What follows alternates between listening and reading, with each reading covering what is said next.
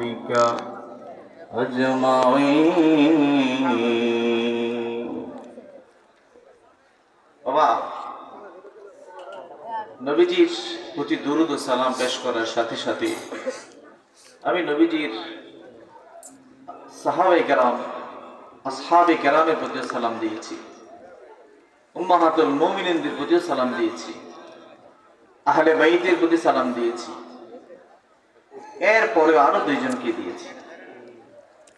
সাধারণত আমাদের উলামায়ে কেরাম যারা আছেন আহলে সুন্নাত ওয়াল জামাত,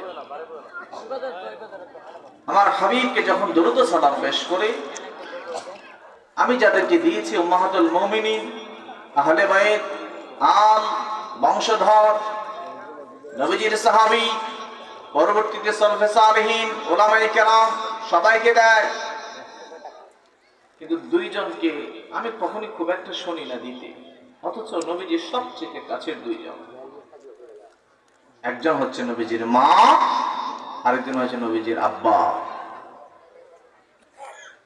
আমি খুব একটা শুনি না উলামায়ে কেরামরা নবীজির আব্বা এবং আম্মাকে নবীজির প্রতি দরুদ ও সালামের সাথে ওনাদেরকে যুক্ত করতে, আমি শুনি নাই। কিন্তু বাকিদেরকে দেয়, আহলে বাইতকে দেয়, আলদেরকে দেয়, নবীজির সাহাবীদেরকে দেয়, পরবর্তীতে যারা আসবে তাদেরকেও দেয়। সবাইকে দিলা, সবাইকে মনে রাখলা, আমার নবীজির কলিজার টুকরা আব্বা আম্মাকে বাদ দিয়ে দিলা।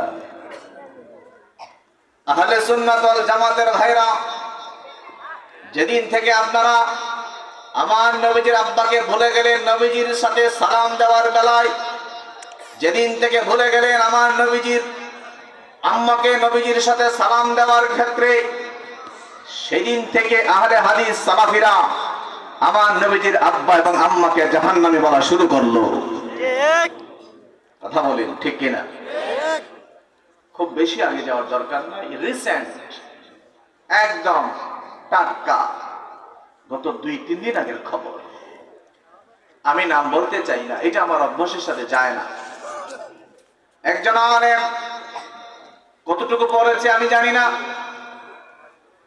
মাথায় টুপি, লম্বা দাড়ি, এইরকম মানুষের সামনে ওয়াজ করতে অভ্যস্ত, স্পষ্ট ভাষায় ভিডিওতে সামনে এসে বলল, একেবারে গড়গড় করে, জবানে বাধা আসে নাই, কলিজা কাঁপে নাই, ঠোঁট কাঁপে নাই, স্পষ্ট ভাষায় বলল আমার নবীজির আব্বা জাহান্নামী, নবীজির আম্মা জাহান্নামী।